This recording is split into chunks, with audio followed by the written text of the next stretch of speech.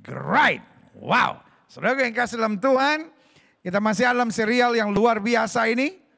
33 tugas gereja di akhir zaman.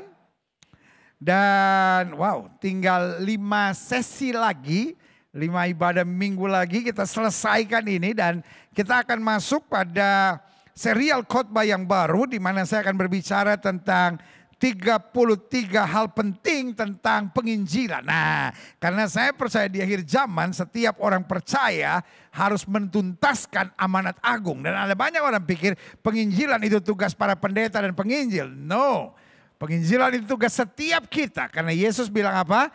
Pergi, beritakan Injil kepada setiap makhluk. Nah, saudara yang kasih dalam Tuhan, bertahun-tahun gereja Tuhan dibutakan tentang what is evangelization, apa itu penginjilan, saudara, iya kan? Dan setelah kita selesaikan 33 tugas gereja di akhir zaman, saya akan mengupas seri khotbah yang baru dan saya akan bicara tentang 33 hal penting yang harus kita mengerti tentang what is evangelization, apa itu penginjilan. Apakah penginjilan harus khotbah? Apakah penginjilan milik orang-orang yang sudah sempurna?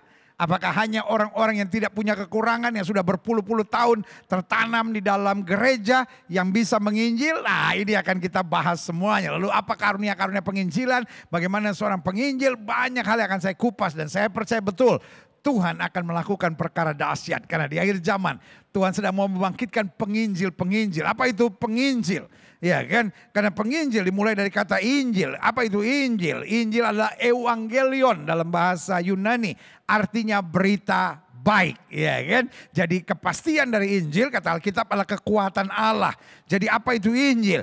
Injil adalah perbuatan baik yang disertai dengan kekuatan Allah sehingga menuntun manusia pada keselamatan yang kekal. Nah, saudara yang kasih dalam Tuhan, kita akan kupas lebih jauh nanti ketika kita selesai dalam pembahasan kita 33 tugas gereja di akhir zaman. Sekarang kita masuk pada pembahasan ke-28.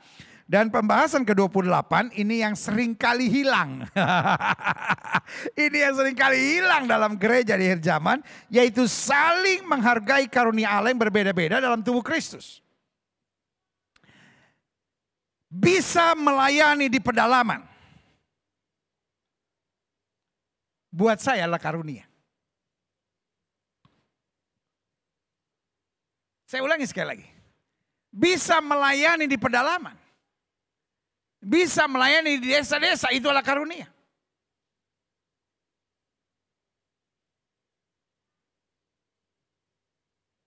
Sebaliknya, bisa melayani di kota-kota besar. Melayani para konglomerat-konglomerat. Itu juga adalah panggilan spesial. Nggak perlu saling menghina.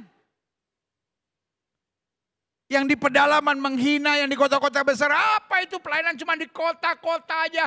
Turun naik mobil keren pakai AC. Duniawi. Sementara sebagian, pelayanan kok cuma di desa. Keluar dong, buat terobosan-terobosan. Kapan majunya kalau cuma begitu? Saudaraku yang kasih dalam Tuhan, hari-hari ini begitu banyak penghinaan dan saling menghakimi. Gereja Tuhan gak bisa maju dengan penghakiman dan saling menghakimi dan saling menghina satu sama lainnya. Gereja Tuhan baru bisa maju kalau kita bergandengan tangan. Coba seorang yang dengan lulusan seadanya. Lalu pindah ke kota besar. Belum tentu bisa diterima. Belum tentu bisa jadi berkat. Dan orang yang biasa di pedesaan. Di pegunungan, di pedalaman, tiba-tiba sampai ke kota besar. Lihat ibu-ibu zaman sekarang, pakai minyak wangi, rambutnya, bulu matanya melambai-lambai. Kalau berdiri di pinggir jalan, melambai bulu matanya, taksi aja sampai stop. Iya kan? Bisa tergoda imannya. Sementara yang biasa di kota besar Kalau suruh pelayanan di pedalaman, mesti makan singkong. Bisa buang-buang air, saudara. Jadi tugas gereja bukan semua mau menjadi semua. Tugas gereja adalah saling menghargai. Biarkan Tuhan yang atur masing-masing dengan tempatnya. Yang ada di kota ada kelebihan, dukunglah mereka yang ada di desa, di pedalaman. Betapa indahnya kita saling mendukung. Saya bersyukur ada di sinode yang bernama Gereja Bethel Indonesia. Satu gereja nasional yang berada di bawah 3 aras gereja. Karena GBI adalah anggota PGI, GBI juga anggota PGPI, yaitu Persatuan Gereja-Gereja Pantekosta Indonesia, dan juga anggota dari PGLII, Persatuan Gereja Lembaga Injili Indonesia, saudara. Dan rasanya di Indonesia ini ada satu. Sebagian mengkritik dan berkata, oh GBI nggak punya prinsip, masa ada di PGI, ada di PGPI dan PGLII. Dengar sejarahnya. GBI ada di PGI, GBI ada di PGPI, dan GBI ada di PGLII karena memang anggota pendiri. GBI turut mendirikannya dan PGPI dan PGLII berdirinya di KS Tubun 253 di kantor pusat GBI waktu itu. Di aula seminari Bethel waktu itu. Berdiri sejarahnya PGPI dan PGLII. Sementara karena kita waktu itu adalah salah satu gereja yang terbesar. Kita pun diminta untuk datang. Dan kita bilang tidak, kita sudah anggota PGPI, kita sudah anggota PGLII. Bagaimana kita bisa anggota PGI? Tapi ketua PGI waktu itu mendekati kita dan meminta secara resmi supaya kita mendaftar. Dan akhirnya kita mendaftar dan diterima. Karena itu GBI adalah satu-satunya gereja di bawah 3 aras nasional, PGI, PGLII, dan PGPI. Kenapa saya bangga? Bukan hanya karena kita bisa menyatukan ketiga aras gereja ini. Tetapi di kota besar manapun GBI hadir. Nama-nama besar seperti almarhum Pendeta Yakub Nahuai. Nama-nama besar seperti Pendeta Dr. Insinyur Niko Nyotoro Harjo, Pendeta Dr. Insinyur Timotius Arifin, dan begitu banyak lagi nama-nama hamba-hamba Tuhan yang tidak bisa saya sebut satu persatu. Ada di kota-kota besar. Ada rekan saya Dr. Bambang Yonan di Medan. Hampir di seluruh kota-kota besar di Indonesia ada GBI dan besar GBI-nya. Tetapi saudaraku yang kasih dalam Tuhan, misalnya 3 bulan yang lalu, 2 bulan yang lalu, dari Departemen PI yang saya pimpin, kita baru rintis 2 gereja di daerah Majene, Sulawesi Barat. Yang satu adalah daerah Karyanggo, dan yang satu adalah Balapeu. Saudara mungkin menatap saya dan berkata, di daerah mana itu?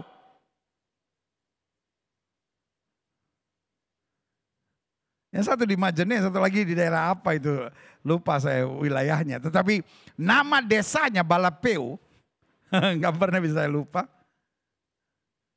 Dan Karyanggo, dua-duanya di Sulawesi Barat. Oh, satu Mamasa. Jadi Balapeu di Mamasa, kalau Karyanggo di Majene kalau saya nggak salah, atau dua-duanya di Mamasa, tapi yang pasti Sulawesi Barat. Dan untuk ke sana, waktu saya dikirim videonya, saya tanya sama kawan saya Agung, Pendeta Agung, yang memang pelayanannya di daerah pedalaman-pedalaman itu. Saya bilang, bos, ada orang datang nggak itu? Karena pedalaman sekali, saudara. Gerejanya dari bambu. Dan kita bersyukur dari Gereja Bethel Indonesia Global Fellowship Center. Kita sempat dapat berbagi. Saya bilang, bos apa yang kita bisa bantu? Dia bilang tinggal kursi. Kursi saya beli. Lalu kita belikan 150 kursi buat mereka. Sama persiapan untuk membangun pastori dan beberapa bangunan lainnya. Karena mereka membangun hanya dengan bambu, saudara. Baik di Karyanggo maupun di Balapeu. Dan kita ada di sana. Daerah situ gereja nggak ada, saudara, ya kan? Tapi itu yang saya mau bilang, itulah uniknya GBI. Di kota-kota besar manapun, mungkin gereja yang terbesar di kota itu adalah GBI. Tapi di lereng-lereng gunung, di pedalaman-pedalaman Papua, di pedalaman-pedalaman Kalimantan, kita ada. Dan yang indahnya, kita nggak saling menyerang, nggak saling menjatuhkan. Dari BPP Sinode GBI, Badan Pekerja Pusat Sinode GBI, kita mengumpulkan dana. Gereja-gereja besar harus mengirim persembahannya, harus mengirim perpuluhannya, harus mengirim bantuannya. Untuk kita dapat bekerja sama, menopang gereja-gereja yang kecil.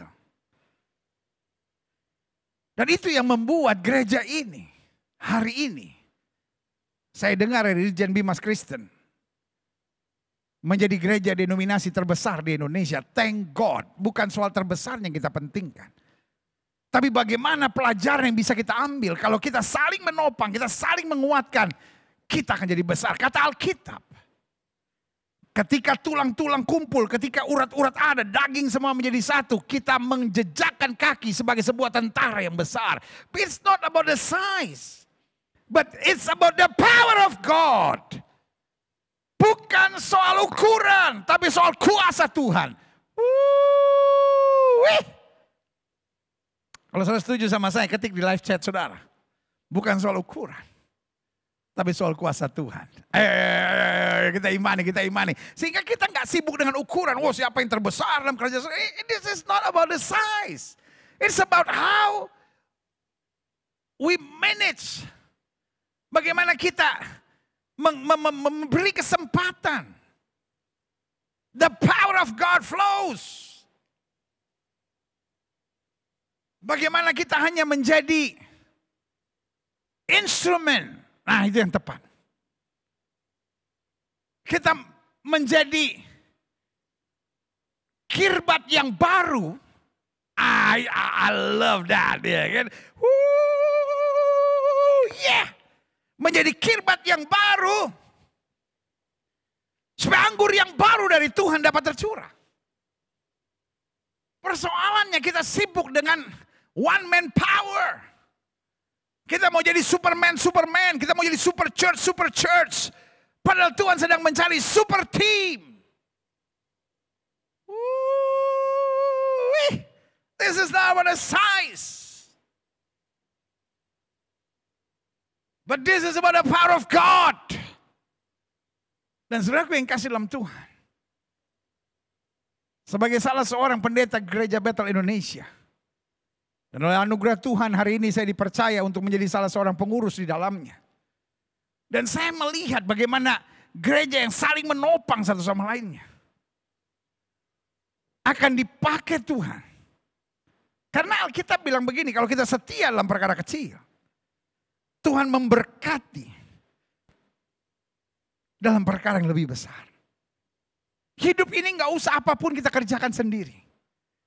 Saya selalu punya prinsip sendiri lebih gampang, tapi bersama-sama hasilnya lebih dahsyat. Ayo ketik di live chat kita, ini asik nih. Ketik di live chat kita ya kan, sendiri lebih gampang, tapi bersama lebih dahsyat. Amin. Sendiri lebih gampang. Tapi bersama hasil lebih dahsyat. Adik-adik muda juga sama. Iya kan? Makanya ada banyak orang telat kawin hari-hari ini. Karena waduh, pokoknya saya mau hidup sendiri aja. Pas udah 38, 39 baru bingung. Aduh nanti gimana ya. Baru mulai cari pasangan teman hidup. Udah keburu mandiri lu. Iya kan? Tapi yang saya mau ingatkan. Ini bukan waktunya untuk menonjolkan diri. Tapi ini waktunya untuk saling melengkapi. Wah, haleluya. Nah, ini yang kita mau belajar. Saling menghargai karunia Allah yang berbeda-beda dalam tubuh Kristus. Ada yang pelayanan yang lebih terarah kepada pemulung misalnya. Ada yang pelayanan yang lebih terarah pada tentara dan polisi. Ada yang pelayanan lebih terarah kepada pelajar-pelajar. Ada yang pelayanan lebih terarah kepada ibu-ibu. Ada pelayanan yang lebih terarah kepada single mother. Ada yang pelayanan lebih terarah kepada yapis gitu. Pasangan-pasangan muda. Yang mana yang paling penting? Every ministry to reach people is very important. Setiap pelayanan yang menjangkau orang, yang dijalankan dengan ketulusan, dan setiap pelayanan yang memuliakan Kristus, itu penting. Amin. Ayo kita belajar. Oke. Roma 12 ayat 4 sampai 8. Sebab sama seperti pada satu tubuh, kita mempunyai banyak anggota. Gak bisa dipungkiri. Jangan sok pintar sendiri, jangan sok jago sendiri, jangan sok penting sendiri. Sebab sama seperti pada satu tubuh, kita mempunyai banyak anggota. Tapi tidak semua anggota itu mempunyai tugas yang sama. Makanya tadi saya bilang, ada yang tugasnya di desa, ada yang tugasnya di kota. Udahlah, jangan saling menyerang lah. Ada yang tugasnya menangani pemulung, ada yang tugasnya menangani konglomerat mungkin. Ada yang pelayanannya atau fokusnya melayani para bisnismen misalnya. Ada yang pada ibu rumah tangga, ada yang single mother. Masing-masing be kreatif dan temukan panggilan spesial dalam hidup saudara. Ada yang pelayanan yang menangani artis-artis. Ada yang pelayanannya menangani korban narkoba, korban seks bebas. Ada yang menampung ibu-ibu yang hamil di luar nikah atau wanita-wanita muda yang hamil di luar nikah. Saudaraku yang kasih dalam Tuhan. Kembangkan pelayanan saudara dengan sukacita. Saya punya teman. Panggilannya melayani orang gila, saudara. Dia temukan orang gila di jalan, dimandiin. Ah iya mama. Tapi saudara yang kasih dalam Tuhan, hari ini saya melihat pelayanan dahsyat, luar biasa. Karena itu saudara yang kasih dalam Tuhan, stop. Untuk saling menyerang dan merasa siapa yang paling penting. Ada lagi yang pelayanan lebih langsung menjangkau jiwa. Tapi ada yang pelayanan yang mengedukasi. Menguatkan doktrin. Bagus. Gak usah yang menguatkan doktrin, menghina yang pelayanan. Oh dia cuma pelayanan doktrinnya nol. Hello. Kok yang paling hebat kah? Sementara yang pelayanan langsung ini menghina yang doktrin-doktrin sambil berkata, apa sih itu doktrin-doktrin sok pinter semuanya, nggak memenangkan jiwa, nggak melayani, buat apa semuanya itu farisi modern. Saudaraku yang kasih dalam Tuhan, kok kita jadi saling menghina? Apakah kita butuh doktrin? Yes. Apakah hanya doktrin yang kita butuhkan? Tidak. Kita butuhkan kesatuan tubuh Kristus. Yang setuju sama saya katakan, saya butuh kesatuan tubuh Kristus. Hanya bersatu yang bisa bikin kita kuat. Hanya bersatu yang bisa bikin kita memuliakan Kristus. Hanya bersatu yang bisa membuat kita memenangkan makin banyak jiwa. Tapi untuk bersatu harus berjiwa besar. Harus bisa menghargai perbedaan. Harus bisa mematikan ego pribadi. Saudara, kita lihat selanjutnya. Tetapi tidak semua anggota itu mempunyai tugas yang sama. Taruh tangan kanan saudara di dada, sama-sama bilang, masing-masing kita punya tugas yang berbeda. Ayo semua taruh tangan kanan di dada. Kan saya udah bilang tadi, ibadah ini adalah ibadah interaktif. Saya nggak mau saudara cuma jawab bauni aja, cuma nonton aja. Iya kan? Saya mau saudara interaktif, saya mau saudara terlibat aktif. Taruh tangan kanan saudara di dada. Sama-sama bilang, saya punya tugas yang berbeda. Amin. Demikian juga kita, walaupun banyak. Tapi kita adalah satu tubuh di dalam Kristus. Tapi kita masing-masing adalah anggota yang seorang terhadap yang lain. Artinya we are connected to each other. Kita berhubungan satu sama lain dan tidak boleh terpisahkan. Dan jangan mau dipisahkan oleh setan. Karena saya percaya. Yang gak suka lihat kesatuan adalah setan. Saya ulangi sekali lagi. Yang tidak suka kesatuan adalah setan. Silahkan sudah menafsirkan kalimat saya masing-masing. Tapi saya tegas akan berkata yang tidak suka kesatuan adalah setan. Gilbert kalau ngomong bikin capek gue. Iya kan? Pertanyaan saya benar nggak? Maksud saya pernyataan saya benar nggak? Karena Kristus sendiri berkata dalam firman-Nya, kita semua satu tubuh.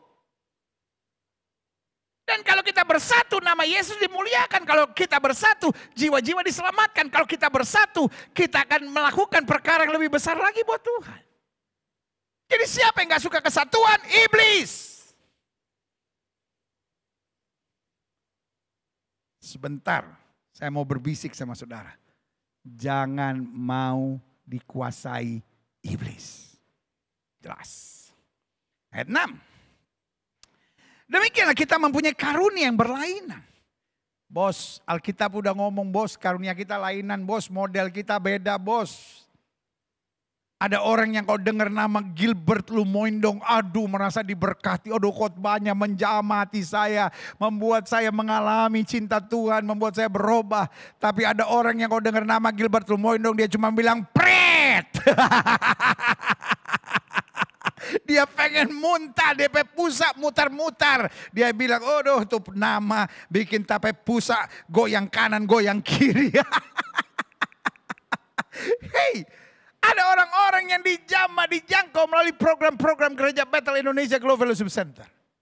Ada orang-orang yang diberkati dijamah melalui pelayanan-pelayanan yang dahsyat dari Gereja Bethel Indonesia Global Fellowship Center. Salah satunya adalah program-program Kamu Hebat, program-program buku-buku kita yang kemudian menjangkau begitu banyak orang. Program-program di medsos kita, program-program di TikTok kita, program-program di televisi-televisi yang olehnya kita ada. Oh, mereka sangat diberkati. Bahkan lewat lagu-lagu yang kita berikan, mereka sangat diberkati. Tapi ada orang yang enak ngelihat pelayanan kita. So what? Haruskah saya tersinggung? Haruskah saya kecewa? Enggak kali. Karena saya mengerti. Kita enggak bisa menjangkau semua. Kita hanya bisa menjangkau kelompok yang Tuhan sediakan untuk kita layani. Sementara bagaimana yang lain? Ada kelompok lain yang Tuhan pilih, Tuhan pakai untuk melayani. Sehingga kita enggak usah sakit hati kalau kita dihina. Kita nggak usah kecewa ketika kita dimaki-maki, dikritik, diserang, bahkan dibully. Ya apa-apa. Karena itu kelompok yang tidak bisa kita jangkau. Ya, buat hamba-hamba Tuhan yang lagi stres, buat hamba-hamba Tuhan yang lagi kecewa karena dibully, karena dihina. Izinkan saya sebagai rekan dalam Tuhan yang sudah terlebih dahulu dibully. Gilbert, pengalaman dibully. Bos, saya dari tahun 91 ada di TV bos. Jadi saya sama orang dibully, gue udah dibully duluan bos.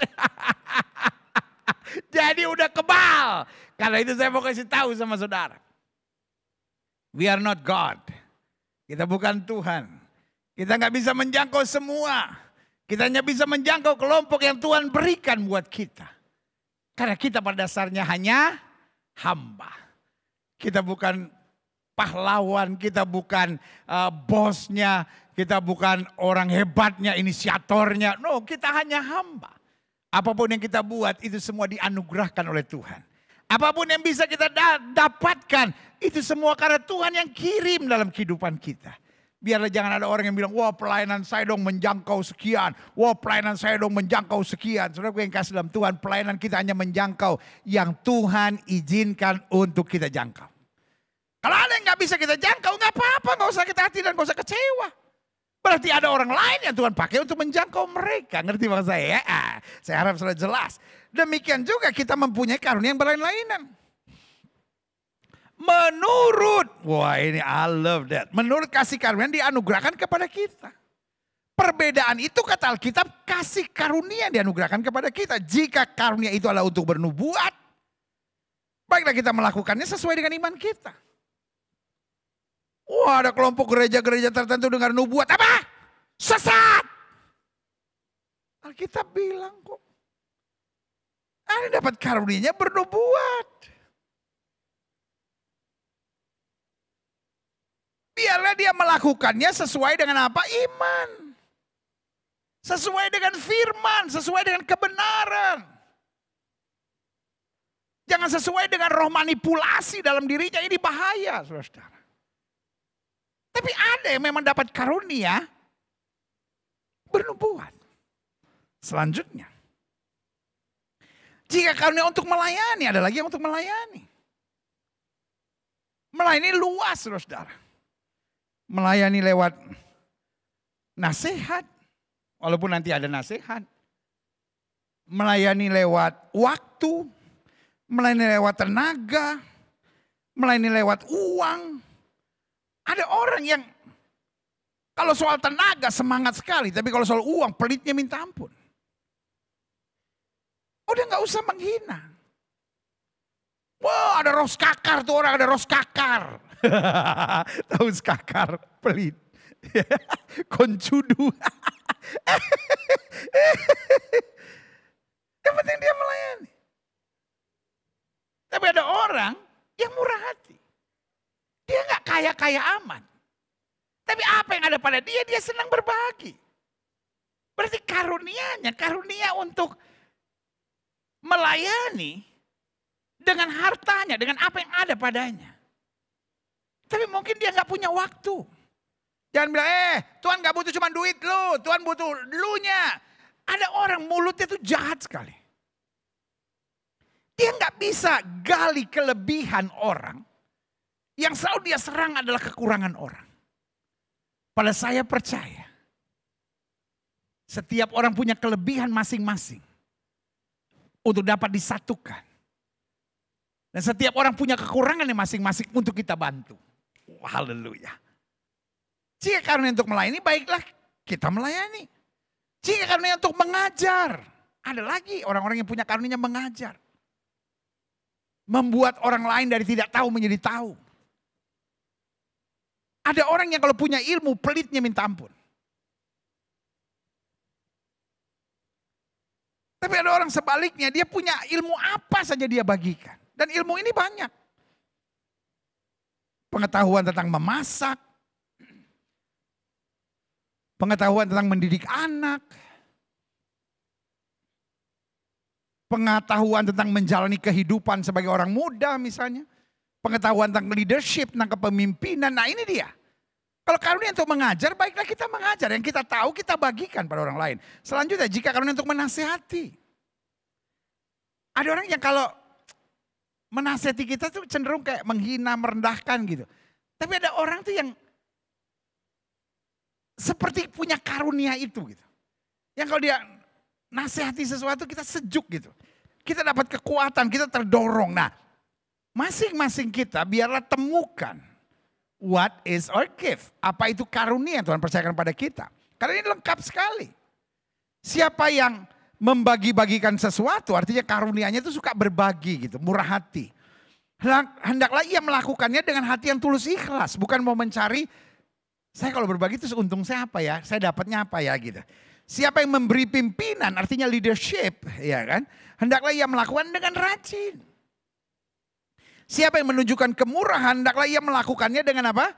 Sukacita. Jadi saudaraku yang kasih dalam Tuhan, dari sini yang saya mau tekankan dari apa yang disampaikan di jemaat Tuhan ini, Alkitab sedang menggambarkan bahwa karunia-karunia Allah itu variety. Sangat beragam. Penulis ini bisa terus melanjutkan, tapi kita dapat mengambil sarinya.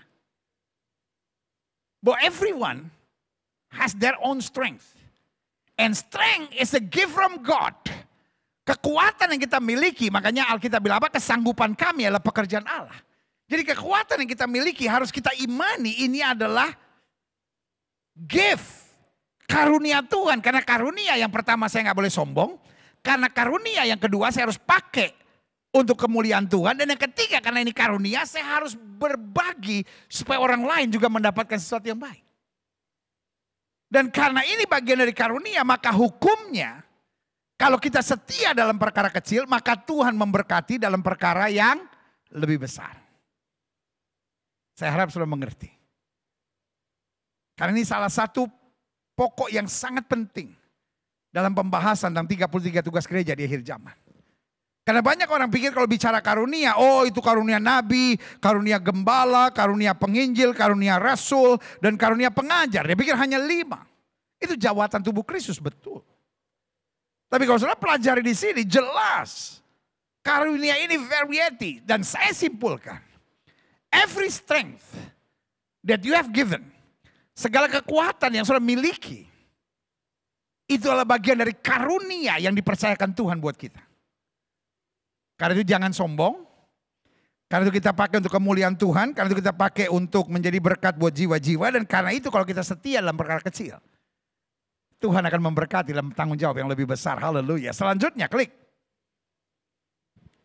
1 Korintus 12 ayat 12 sampai 14. Di bawah judul perikop banyak anggota tapi satu tubuh.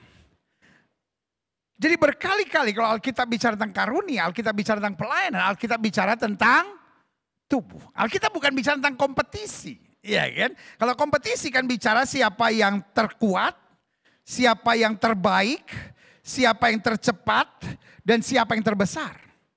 Tapi setiap kali bicara tentang pelayanan, waktu bicara tentang hidup, Paulus bilang, kalau aku petinju, aku bukan petinju yang sembarang saja memukul. Jadi waktu bicara tentang kualitas kehidupan, dia bicara tentang kompetisi. Bahwa kita nggak boleh main-main. Aku melupakan apa yang ada di belakangku dan mengarahkan diri kepada apa yang ada di hadapanku.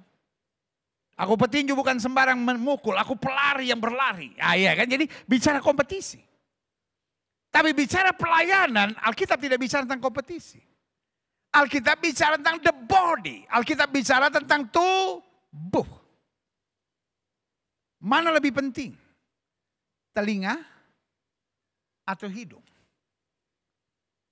Mana lebih penting, bola mata atau lidah? Mana lebih penting, muka atau jantung? Gak ada yang lebih penting. Everything has to be connected. Segala sesuatunya harus saling melengkapi, ya kan? Nah, makanya judulnya banyak anggota tapi satu tubuh. Karena sama seperti tubuh itu satu, dan anggota-anggotanya banyak, saya pikir ayat ini udah cukup. Sudah clear, menjelaskan segala sesuatunya. Karena sama seperti tubuh itu satu dan anggota-anggotanya banyak. Dan segala anggota itu sekalipun banyak merupakan satu tubuh, demikian pula Kristus. Denominasi boleh berbeda-beda. Ada yang Katolik, ada yang Protestan, ada yang Pantekosta, ada yang karismatik, ada yang reform. Reform juga ada yang reform Injili, ada reform tradisional. Belum lagi dari reform Injili ada banyak lagi. Pantekosta juga ada banyak lagi. Lalu ada Baptis, ada Southern Baptist, ada Advent. Itu hanya anggota-anggotanya. Tapi Alkitabnya sama. Yesusnya sama, itu yang pasti. Doa Bapa kaminya boleh berbeda. Tapi sorga yang kita tuju sama. Berarti syarat masuk sorganya juga pasti sama. Dan penguasa sorganya juga sama. Alkitab berkata, di bawah kolong langit ini tidak ada nama lain yang oleh manusia selamat kecuali dalam nama Yesus Kristus Tuhan. Haleluya. Jelas kata Alkitab. Sebab dalam satu roh kita semua, baik orang Yahudi maupun orang Yunani, baik budak maupun orang merdeka. Karena waktu itu persoalannya adalah bukan denominasi. Persoalannya adalah superioritas orang-orang Yahudi terhadap mereka yang bukan Yahudi. Makanya jelas Alkitab bilang, baik orang Yahudi maupun orang Yunani, baik budak maupun orang merdeka telah dibaptis menjadi satu tubuh dan kita semua diberi minum dari satu roh. Karena tubuh juga karena tubuh juga tidak terdiri dari satu anggota, tapi atas banyak anggota. Tubuhnya satu, tapi anggotanya berbeda. Nah, saya pelajari di sini, klik. Pada dasarnya kita harus mengerti. The master of everything is God. Wih. Dalam Alkitab dikatakan ahli bangunan segala sesuatunya adalah Allah. So, the master of everything is our Father. Adalah Bapa kita. Jadi pemegang program, visi dan misi adalah Tuhan. Dan kita masing-masing memiliki peran yang sangat penting. Saya ingat waktu pertama kali Bapak Presiden yang terhormat, Bapak Presiden Insinyur Joko Widodo. Yang biasa kita panggil Jokowi. Waktu di periode kedua beliau terpilih lagi. Dan kemudian beliau melantik menteri. Ada istilah yang beliau populerkan. Tidak ada visi menteri, tidak ada misi menteri, yang ada adalah visi dan misi pemerintah. Karena kalau setiap menteri punya visi dan misinya sendiri nggak benar. Waduh, waktu saya dengar itu amin. Tidak ada visi dan misi gereja ini, gereja ini, gereja ini, gereja ini rusak. Tuhan yang pegang visi. Tuhan yang pegang misi. Dan masing-masing diberi tugas. Gilbert, tugas kamu banyak urus media. Yang kamu layani orang-orang sejenis ini. Yang akan nyerang kamu orang-orang sejenis ini. Yang akan gak suka sama kamu orang seperti ini. Dan orang seperti ini gak akan pernah bisa kamu jangkau. Karena gak cocok sama pelayanan kamu. Tapi kepada yang lain juga diberikan tugas yang sama. Pendeta ini. Tugas kamu ini, tugas kamu ini, tugas kamu ini.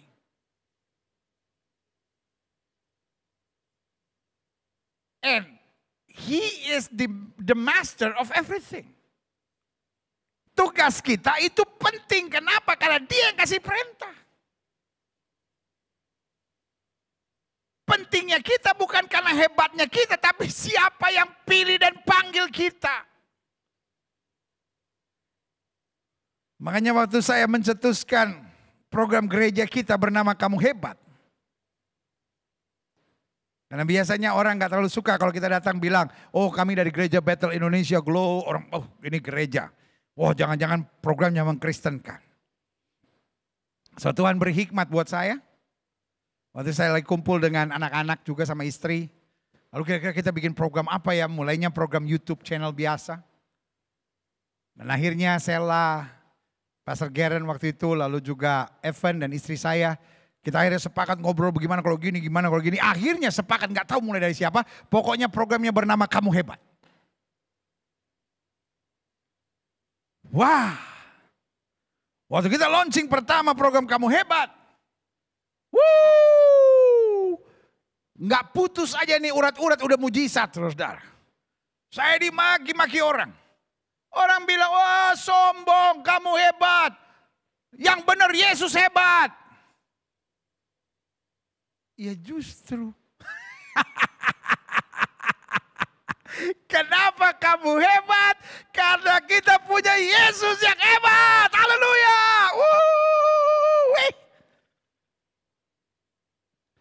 Saya sempat diskusi sama istri saya. Saya bilang sama istri saya, Dir, kayaknya kita mesti ganti nama. Dan saya ingat apa yang istri saya sampaikan. Dia bilang, Dir, bukan namanya yang harus kita ganti. Tapi fokusnya yang harus kita ganti. Saya bilang, apa Dir maksudnya? Jangan fokus pada yang kritik. Jangan fokus pada yang menyerang. Jangan fokus pada yang membuli. Tapi fokus pada jiwa-jiwa yang diberkati, jiwa-jiwa yang ditolong, jiwa-jiwa yang membutuhkan. Dan fokus pada Yesus yang perintahkan kita untuk melakukan ini. Amin. Yeeha. And thank God.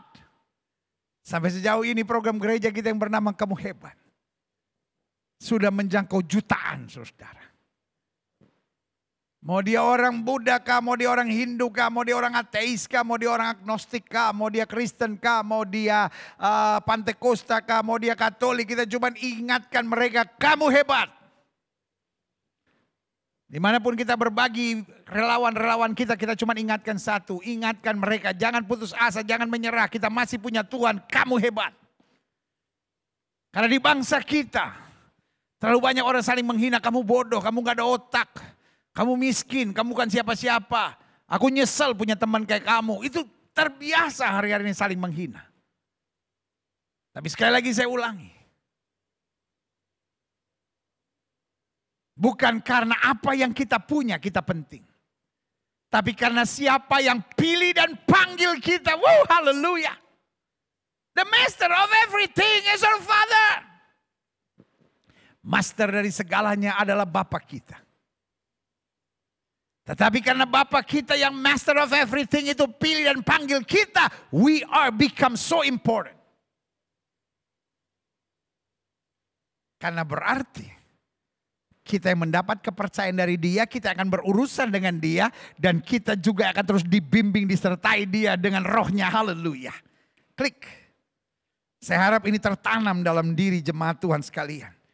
Dan karena ini adalah ibadah online, kalau saudara merasa belum mantap selesai ini atau nanti malam atau besok, saudara bisa ulangi lagi, saudara bisa dengarkan lagi sehingga betul-betul mantap dalam iman saudara.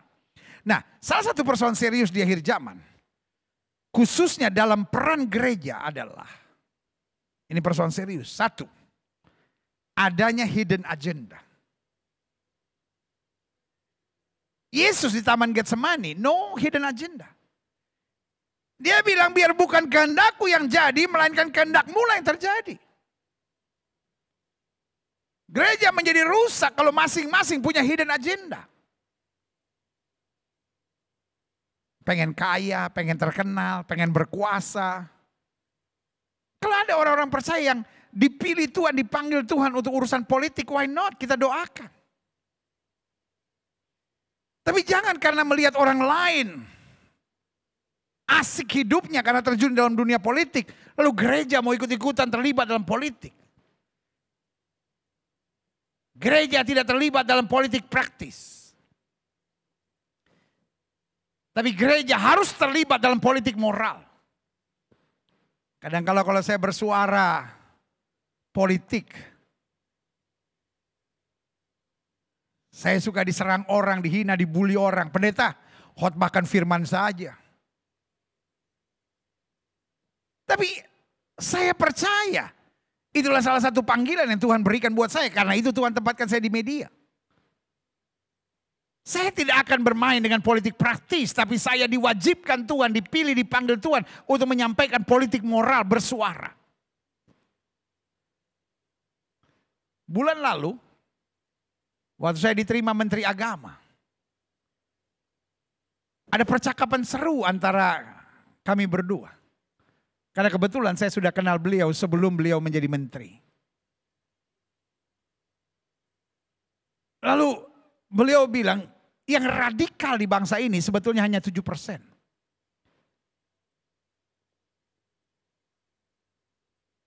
Hanya 7%.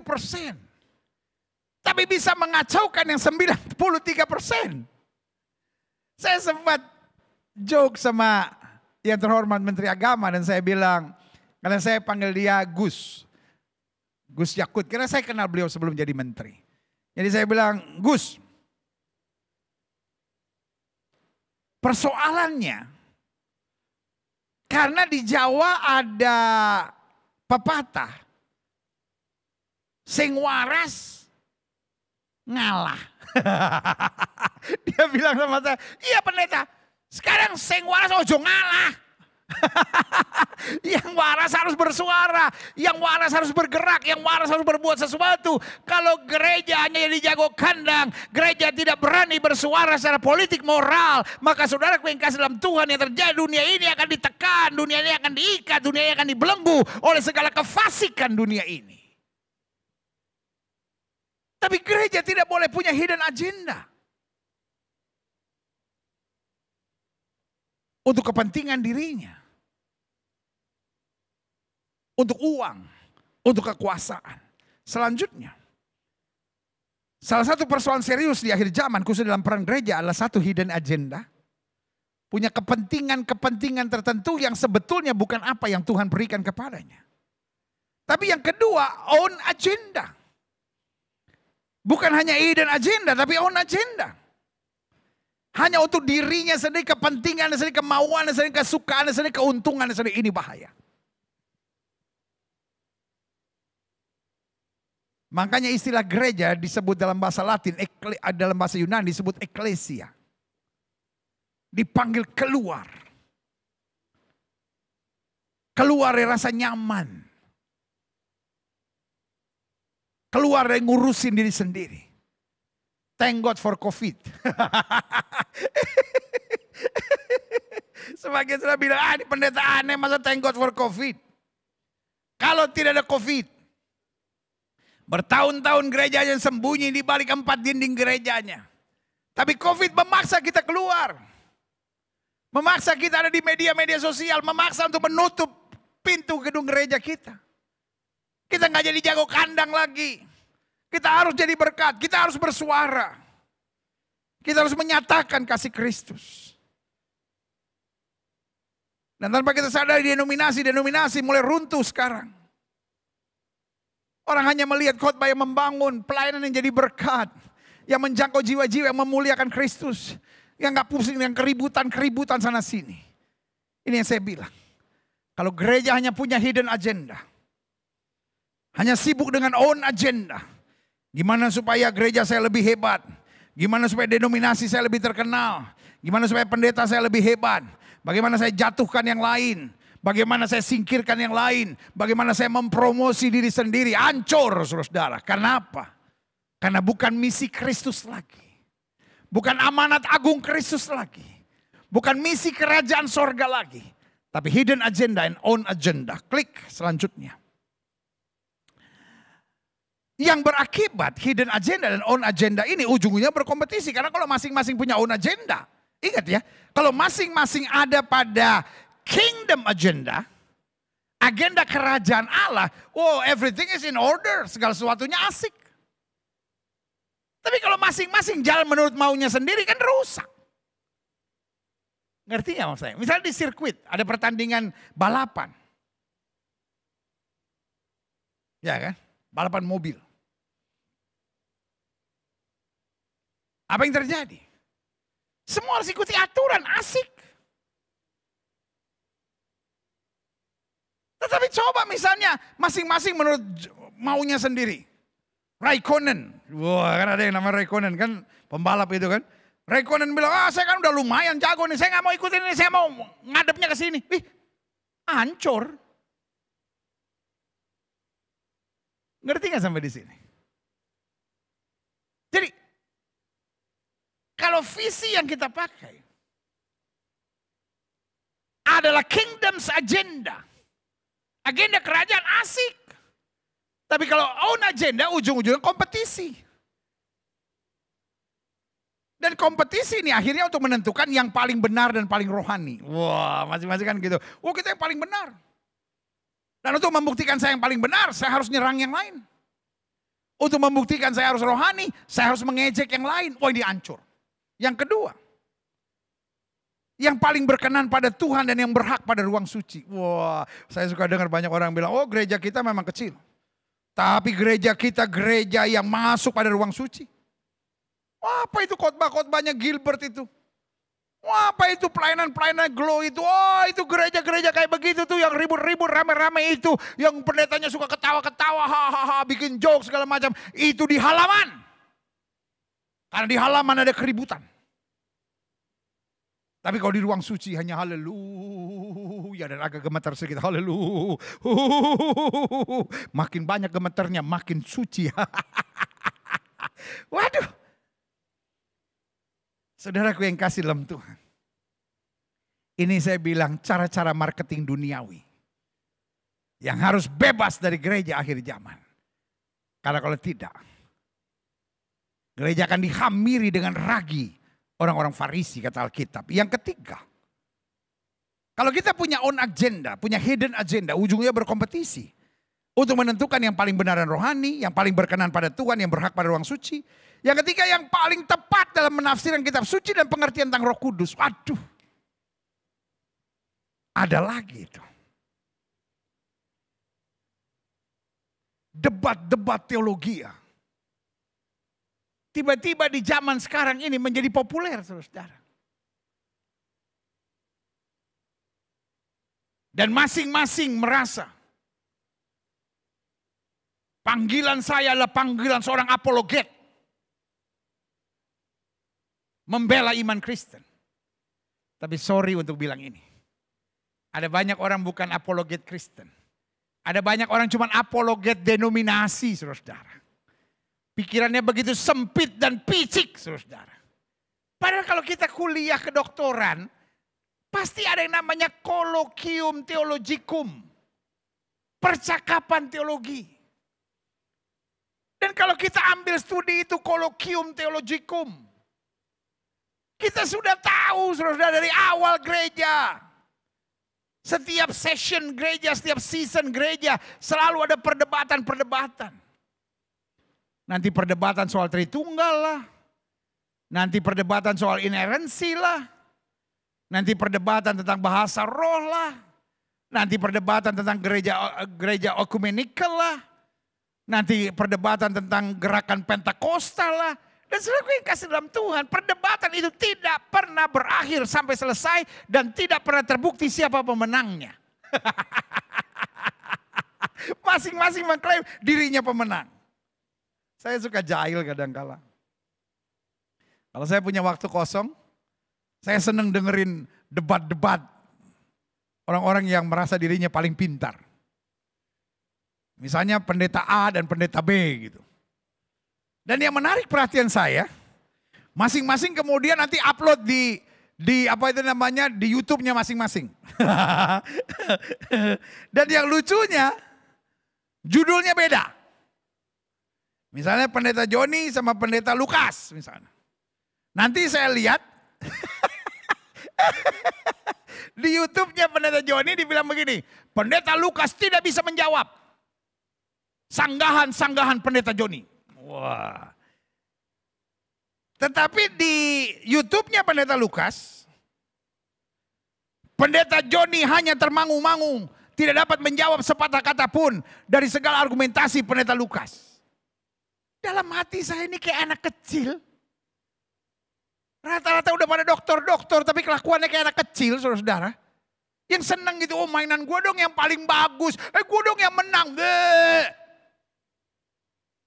Itu dokter malu-maluin, saudara-saudara.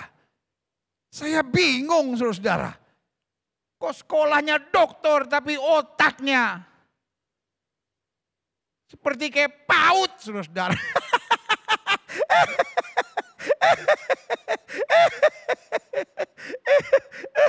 Sorry kalau sudah tersinggung. Tapi emang itulah cara saya menyampaikan firman. Malu napa sih? Kayak anak kecil banget gitu. Jabatan doktor tapi kelakuan paut, saudara. Iya, coba saudara lihat deh. Yang suka debat-debat begitu. Nanti si ini masukin di YouTube-nya materi yang sama. Cuman kadang-kadang ada beberapa bagian yang dipotong aja. Materi yang sama, judulnya bisa beda jauh. Masing-masing ngerasa dirinya pemenang. Waduh. Saudaraku. Kita lagi gak punya waktu untuk berdebat, sobat. Sampaikanlah ajaran yang sehat, kata Alkitab. Lalu ujilah ajaranmu sendiri, kata Alkitab. Dengar nasihat. Karena masing-masing kita punya tata gereja tersendiri. Masing-masing kita punya pengakuan iman sendiri. Dan itulah yang kita dalami, pemahaman yang kita paham tentang kita. Dan biarkan orang lain mendalami apa yang dia paham tentang panggilan dan tentang apa yang dia yakini. Lalu kita bergandengan tangan, maka kita akan jadi kekuatan yang luar biasa bagi kemuliaan Tuhan. Karena kalau kita berkompetisi untuk menentukan yang paling benar dan paling rohani.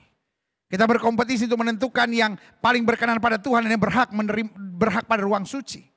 Yang paling tepat dalam menafsirkan kitab suci dan pengertian tentang Roh Kudus. Saudaraku yang kasih dalam Tuhan, engkau hanya orang munafik yang membanggakan diri dan sebetulnya tidak berkenan pada Tuhan. Karena roh yang sama sudah masuk pada murid-murid Yesus. Yang bertanya siapa yang terbesar dalam kerajaan surga. Yesus berkata siapa yang mau jadi terbesar dia harus jadi pelayan. Buat setiap saudara yang sedang merasa paling hebat dalam teologi, paling hebat dalam perdebatan, paling hebat dalam doktrin. Melayani. Itu yang Kristus ajarkan buat kita. Karena serving God is not a competition. Melayani Tuhan bukan kompetisi.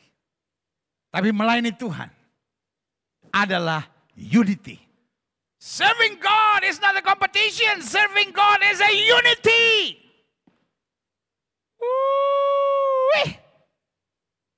Ketik-ketik di live chat saudara. Melayani bukan kompetisi. Melayani adalah kesatuan. Melayani bukan unit. Melayani bukan kompetisi. Tapi melayani adalah kesatuan. Ketika kita bersatu sebagai tubuh Kristus, disitulah keindahan pelayanan itu tersendiri. Haleluya. Selanjutnya, kompetisi ini berakibat untuk menentukan yang paling banyak memenangkan jiwa dan membaptis orang. Ada lagi. Murid-murid Yohanes pernah terganggu. Mereka lapor kepada Yohanes Pembaptis. Guru, orang yang kau baptis itu sekarang membaptis juga bahkan lebih banyak. Maksudnya mereka bicara tentang Yesus. Karena menurut mereka secara umur Yesus lebih muda. Secara pelayanan Yohanes Pembaptis lebih dulu. Dan Yohanes Pembaptis dan Yesus secara daging adalah sepupu. Jadi mereka merasa orang baru ini kok sekarang melayaninya lebih banyak. Spirit yang alam diri mereka adalah spirit of competition. Tapi Yohanes Pembaptis menjawab luar biasa. Aku harus semakin berkurang. Supaya dia semakin menaik. Dia harus semakin bertambah, aku harus semakin berkurang. Itulah spirit dari kesatuan. Kalau ada yang lebih maju, saya menopangnya. Ada yang lebih berhasil, saya mendoakannya.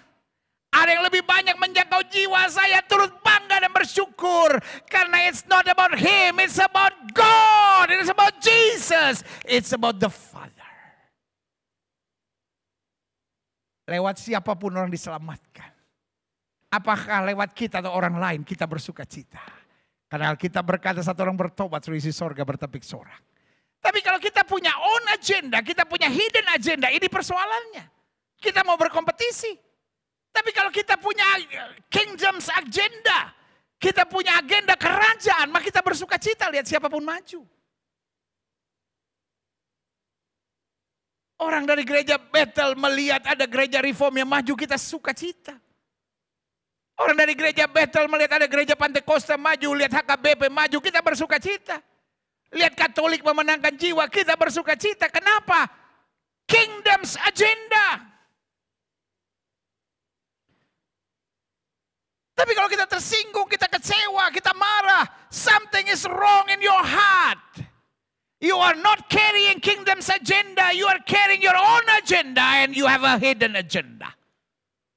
Kalau saudara melihat kelompok lain yang bukan dari saudara, lebih maju, lebih jadi berkat, lebih sukses dan lebih menyenangkan hati Tuhan, lalu engkau tersinggung berarti engkau hanya punya own agenda dan hidden agenda dan bukan kingdom's agenda. Saya harap Roh Kudus menjelaskan ini lebih dalam. Sehingga akhirnya kita semua bisa hidup pada kingdom's agenda. Agenda kerajaan sorga. Selanjutnya saya pelajari. Semua kompetisi tersebut menunjukkan bahwa kita duniawi, kata Alkitab, kita kekanak-kanakan, serta belum dewasa dalam Kristus. Saya ulangi sekali lagi.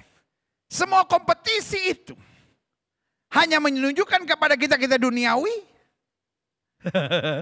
kita kekanak-kanakan, serta kita belum dewasa dalam Kristus. Makanya saya bilang, I don't care you are doctor of theology. I don't care you are PhD. Buat saya, engkau tidak ubahnya seperti anak-anak PAUD, saudara. Yang masih menonjolkan diri. Karena pelajaran yang saya dapat dalam kehidupan saya. Makin tinggi pengetahuan seseorang, makin sadar dia belum tahu banyak. Makin sedikit pengetahuan orang, gonggongnya makin besar.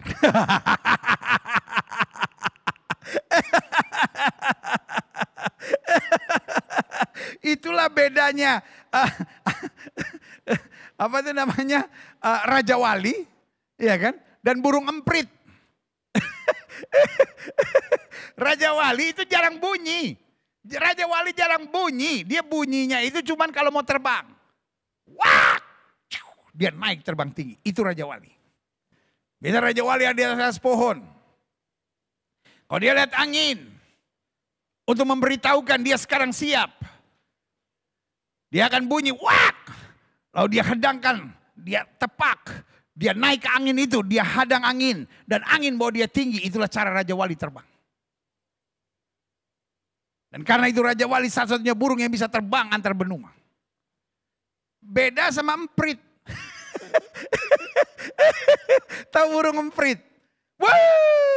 Kalau saudara nggak mau kesepian di rumah, piara burung emprit. Bunyi terus, saudara. Punya 10 aja burung emprit. Kecil burungnya, paling 12 hari mati, saudara. Burung emprit gak bisa lama umurnya. Tapi bunyinya. Kenapa? Gak ada ilmunya, gak ada kekuatannya, saudara. Ya emprit ya. Bu, jangan jadi emprit, Bu. Adik-adik muda lu jangan jadi emprit.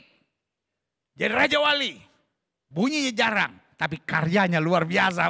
Haleluya. Jadi ingat ya, semua kompetisi tersebut yang tadi saya tunjukkan, menunjukkan bahwa kita duniawi, kekanak-kanakan, serta belum dewasa dalam Kristus. Itu kata Alkitab, klik.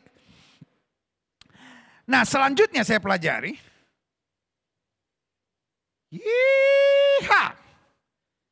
Saya kemudian simpulkan apa sebetulnya yang Tuhan mau. Yes. Nah, saya coba catat di sini apa yang Tuhan mau. Saya jumpai beberapa hal penting yang harus dan saya doakan supaya setiap saudara mengertinya. Yang Tuhan mau yang pertama. Iya kan? Agar kita tunduk dan taat pada agenda Tuhan untuk mentuntaskan amanat agung. Karena di end of the day, yang Tuhan mau bukan mencari pendeta gereja besar, bukan cari pendeta terkenal, bukan cari pendeta dengan doktrin yang paling hebat, dengan karunia-karunia yang paling hebat. Karena semua yang kita punya berasal dari Tuhan. Tapi yang penting save the lost. Kebutuhan yang paling primer untuk gereja hari-hari ini, melihat orang-orang menuju neraka. What should we do? Apa yang harus kita kerjakan? Apakah kita tetap berdebat? Apakah kita menunjukkan gereja siapa yang paling rohani, gereja siapa yang paling masuk dalam hadirat Tuhan? Atau we save the lost? Itulah inti dari amanat agung. Pergi beritakan Injil kepada setiap makhluk. Karena makhluk sedang menuju neraka. Tapi kita datang bawa berita sukacita. Ada keselamatan dalam Kristus. Dosa kita diampuni. Dan kita mendapat jaminan hidup kekal. Yang kedua, apa yang Tuhan mau? Kita masing-masing jadi bukan hanya taat dan tunduk dan taat pada agenda Tuhan untuk menuntaskan amanat agung. Tapi juga kita masing-masing menjalankan panggilan kita dalam kesetiaan. Sambil terus menguatkan dan melengkapi. Jadi what is your calling? Apa itu panggilan saudara? Jalani dengan kesungguhan. Jalani dengan kesetiaan. Dan dalam kondisi kita, dalam panggilan kita, kita saling menguatkan, kita saling melengkapi. Yang bisa kita bantu, kita bantu. Kalau ada yang kita lihat punya kekurangan, kita bantu. Kalau ada yang kita lihat punya kelemahan, kita topang. Kalau ada yang kita lihat punya kesalahan, kita mulai coba koreksi, kita mulai coba arahkan. Kita mulai coba jadi berkat. Kalau kita lihat ada yang susah, mari kita hibur. Nah ini yang paling penting.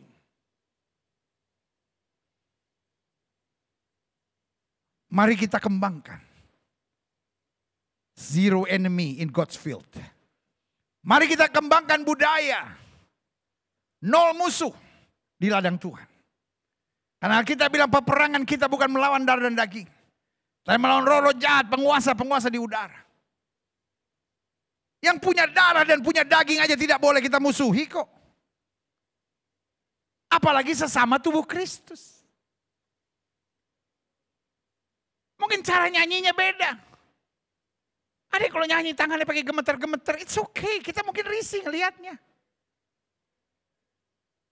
Ada yang kalau nyembah Tuhan sampai air mata keluar, bola mata keluar, ingus keluar, campur-campur semua, geli kita ngelihatnya.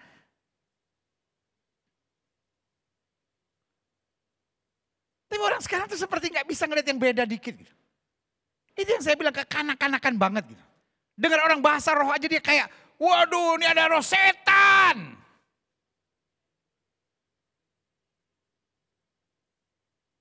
Ada rekan saya, hamba Tuhan senior yang saya hormati.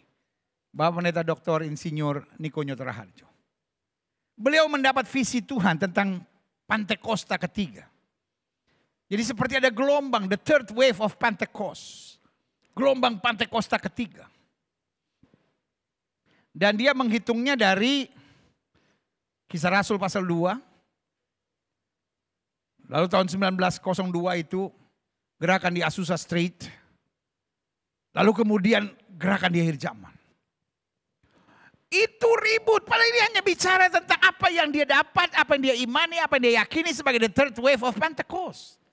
Yang pertama kegerakan Pantekosta Kisah Rasul pasal 2. Yang kedua lahirnya gereja-gereja Pantekosta di Amerika dan di dunia. Lalu yang ketiga adalah gerakan akhir. Di mana Tuhan pakai orang-orang muda seperti Yoel. Saya dengar banyak perdebatan, saya jumpai beliau. Saudara bisa lihat di channel YouTube saya, Kamu Hebat. Percakapan saya dengan pendeta Dr. Insinyur Niko Nyoto Raharjo. Lalu kemudian saya tanya, nggak ada sesuatu yang aneh sama sekali. Beliau bicara tentang kekudusan. Beliau bicara tentang kegerakan orang-orang muda. Beliau bicara tentang penginjilan. Beliau mulai bicara tentang orang harus berani berkorban untuk kegerakan Tuhan. Yang tua-tua harus mulai percayakan kepada yang muda-muda. Dan ada begitu banyak pelajaran yang saya dapat. Tapi yang diributkan istilahnya. Dan saya sempat tanya. Apakah istilahnya harus dipercaya semua orang? Lalu Pak Niko bilang sama saya. Masing-masing kan boleh dapat. Sampai saya tanya, jadi kalau ada orang bilang ini gerakan Pantekosta ke-7 atau ke-100 buat Pak Niko gak apa-apa. Dia bilang gak apa-apa, terserah. Karena itu kan pewahyuan dari Tuhan. Kalau yang satu merasa ke-100 silahkan. Karena yang pasti kita semua sepakat adalah the last wave of the Spirit of God. Wah, tetapi ini yang saya perhatikan. Banyak orang sekarang gak lihat kontennya, gak lihat isinya. Tapi cuma cari kesempatan untuk bisa nyerang dan menjatuhkan. Apalagi kalau orang yang menyampaikan ini adalah hamba Tuhan yang cukup diurapi, cukup dikenal. Dan menurut mereka ini yang saya bilang own agenda dan hidden agenda. Kalau kita menyerang hamba-hamba Tuhan yang cukup dikenal, nama kita juga terangkat. Oh itu busuk. Busuk saudara-saudara. Busuk. Busuk. Buat saya, kenapa tidak kita belajar? Saya kalau mendengar sesuatu yang buat saya baru. Saya diingatkan oleh ayah saya waktu saya masih kecil. Hal-hal yang kamu gak bisa, belajar. Hal-hal yang kamu gak tahu, cari tahu. Karena dalam hidup ini kita harus tahu dua hal. We have to know what we do know, we have to know what we don't know. Kita harus tahu apa yang kita tahu, dan kita harus tahu apa yang kita tidak tahu. Apa yang kita tahu, perjuangkan. Apa yang tidak kita tahu, belajar. Jangan sesuatu yang kita gak tahu, kita ribut. Kita protes, kita iri, kita serang, kita jatuhkan. Nah ini yang berbahaya. Jadi, yang Tuhan mau. Kita masing-masing menjalankan panggilan kita dalam kesetiaan. Sambil terus menguatkan dan melengkapi. Sehingga kita terus belajar. Bukan terus menyerang. Selanjutnya yang Tuhan mau. Kita tidak menonjolkan diri serta membanggakan kelompok kita. Namun memuliakan Kristus saja, hati-hati. Jangan sampai Yesus kita turunkan dari takhta dan denominasi kita yang kita tinggikan. Jangan sampai Yesus kita turunkan dari takhta. Doktrin kita yang kita tinggikan. Itulah gaya Farisi. Kemuliaan Tuhan digantikan dengan konsep-konsep manusia.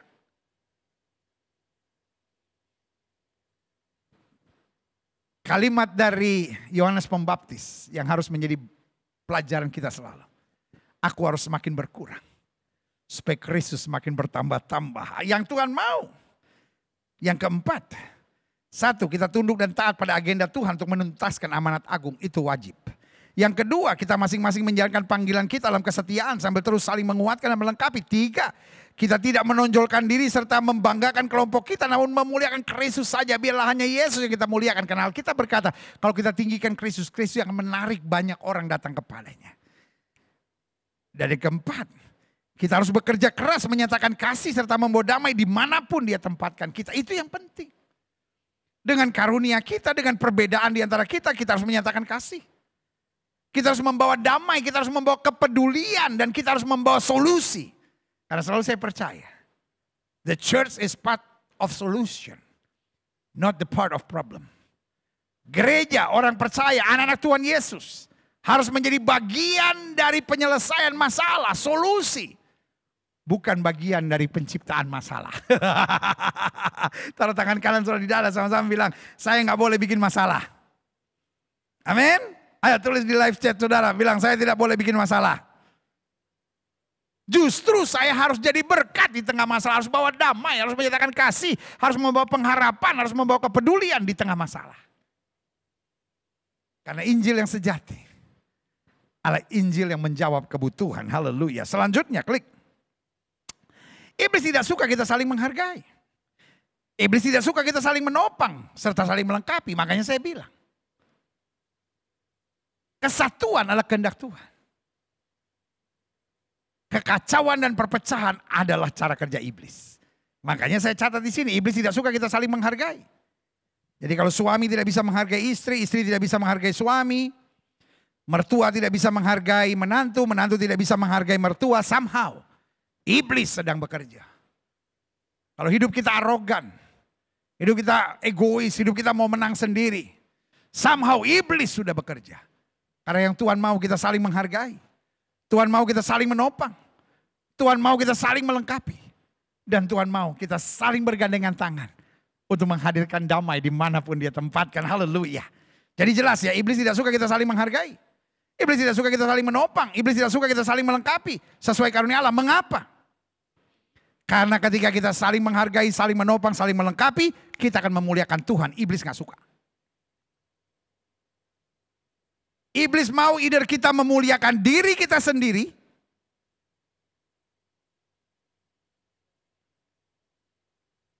iblis mau kita kecewa sama Tuhan, dan iblis mau kita hanya menikmati dunia dengan segala kesenangannya. Tapi waktu kita mulai memuliakan Tuhan, hidup kita dirubah, mujizat mulai terjadi, perkara-perkara dahsyat terjadi dalam hidup kita. Makanya iblis gak suka kita memuliakan Tuhan. Karena ketika kita memuliakan Tuhan, banyak orang diselamatkan. Makanya iblis gak peduli kita melayani Tuhan.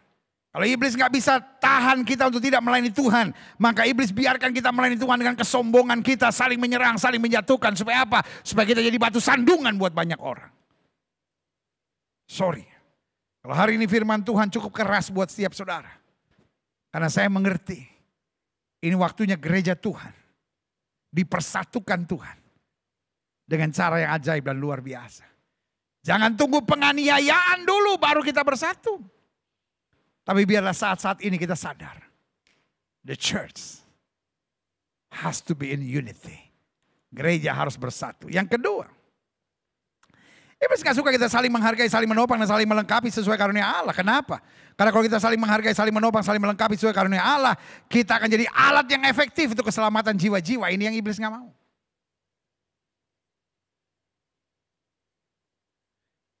Iblis gak peduli saudara masuk surga sejauh engkau tidak bawa jiwa. You know what I mean? Saya ulangi sekali lagi boleh ya? Iblis gak peduli saudara masuk surga sejauh saudara tidak membawa banyak orang. Tapi hari ini saya mau membuat pernyataan yang mungkin mengejutkan buat setiap saudara. Kita anak Tuhan Yesus adalah provokator. Whoops.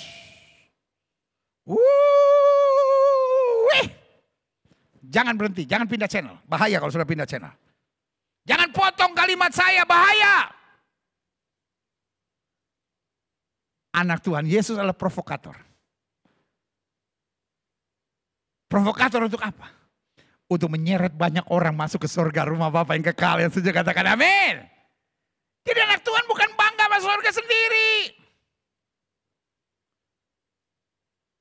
Ada banyak orang yang bilang boro-boro bawa orang, pendeta saya bisa masuk aja udah mujizat.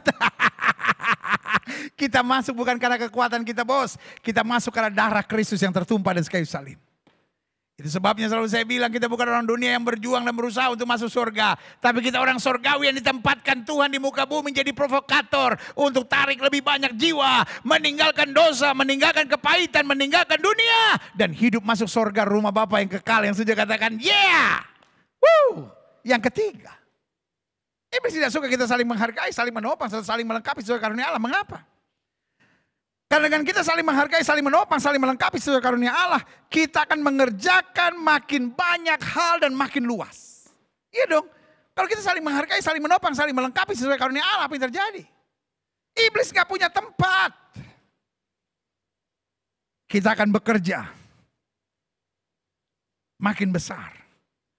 Kita akan bekerja makin luas. Dan kita akan menjangkau makin banyak jiwa. Iblis akan coba segala upaya agar kau tidak melayani. Tapi kalau iblis tidak bisa mencegah engkau untuk tidak melayani, maka dia membuat engkau menjadi melayani dengan egois, melayani dengan sombong, melayani dengan angkuh, melayani dengan merasa saya bisa sendiri, semua nggak beres, cuma saya yang paling beres. Maka akhirnya engkau tidak bisa menjangkau lebih banyak jiwa lagi. Yang keempat, yang terakhir, saya undang pemain musik maju ke depan. Iblis tidak suka kita saling menghargai, saling menopang, saling melengkapi sesuai karunia Allah. Mengapa? Karena dengan kita saling menghargai, saling menopang, saling melengkapi sesuai karunia Allah, kita akan makin mempersempit gerak iblis. Makanya doa Yesus, jadikan mereka satu, supaya dunia percaya. Saya coba simpulkan. Semua orang juga tahu bersatu itu baik. Bersatu itu positif, bersatu itu luar biasa, bersatu itu menyenangkan hati Tuhan. Tetapi kenapa sulit bersatu? Kenapa sulit saling menopang? Yang pertama, karena untuk bersatu membutuhkan kematian ego. Kematian ego. Alkitab bilang kita harus turut disalibkan bersama dengan Kristus. Supaya aku hidup, tapi bukan lagi aku yang hidup, tapi Kristus yang hidup dalam aku. Dan banyak orang gak mau mati egonya. Banyak orang mau dekat sama Tuhan, tapi egonya harus tetap menonjol. Sehingga kalau udah mulai tersinggung sedikit, oh lu belum kenal siapa gue, jangan main-main sama gue lu. Yang pertama, kematian ego. Yang kedua, kenapa bersatu sukar? Karena harus mempunyai jiwa yang besar. Ada banyak orang jiwanya kekanak-kanakan. Bahasa saya suka bilang ini kampungan. Kampungan bukan berarti kau orang yang berasal dari kampung. Tapi kelakuanmu gak terdidik, saudara. Ini yang saya bilang. Kita gak berjiwa besar. Kita berjiwa sempit, kita berjiwa baperan, saudara. Sehingga kita gak bisa bersatu. Dan yang ketiga, kenapa kita gak bersatu? Kenapa kita gak bisa bersatu? Karena kita nggak tenggelam dalam firman. Alkitab bilang kalau kamu tinggal dalam aku dan firmanku tinggal dalam kamu. Berarti kehidupan Kristus yang nyata dalam kehidupan kita. Itu Alkitab bilang minta apa saja. Karena kita nggak ada ketenggelaman dalam firman. Maka daging akan semakin melonjak. Dan yang keempat, kenapa kita nggak bisa bersatu? Karena saudaraku yang kasih dalam Tuhan. Kita belum mengalami kasih Kristus yang sejati. Arti yang suka saya ngomong adalah kita belum beres sama diri kita sendiri. Kita gak suka lihat orang lain maju. Kita gak bisa menghargai kalau orang lain lebih berhasil dari kita. Tapi biarlah hari ini kita berkata, Tuhan, buanglah segala own agenda. Buanglah segala hidden agenda in my heart, in my mind, in my spirit.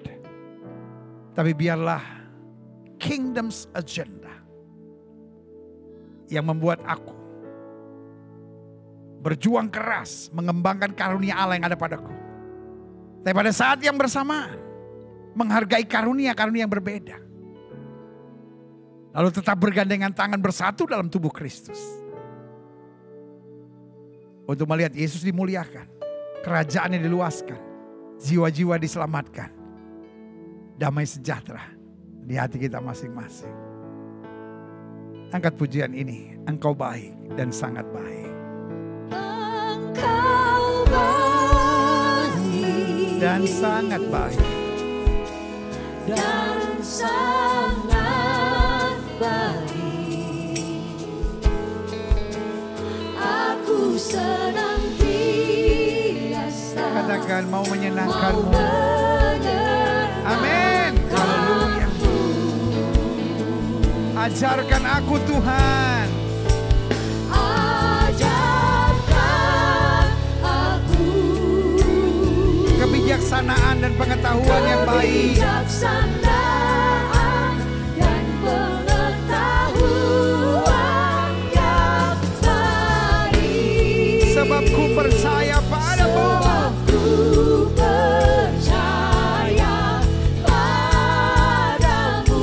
Sama-sama katakan Engkau baik dan sangat baik. Engkau baik dan sangat baik. Aku senantiasa Aku senantiasa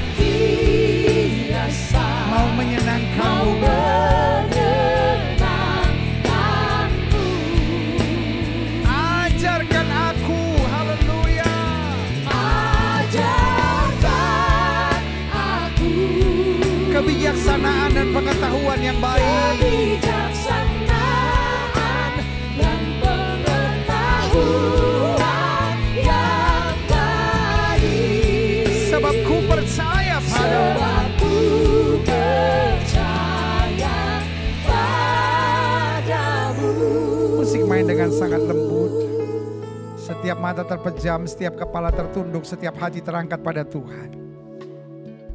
Di rumah kita masing-masing, Roh Kudus hari ini sedang berbicara buat kita. Engkau penting di hadapan Tuhan.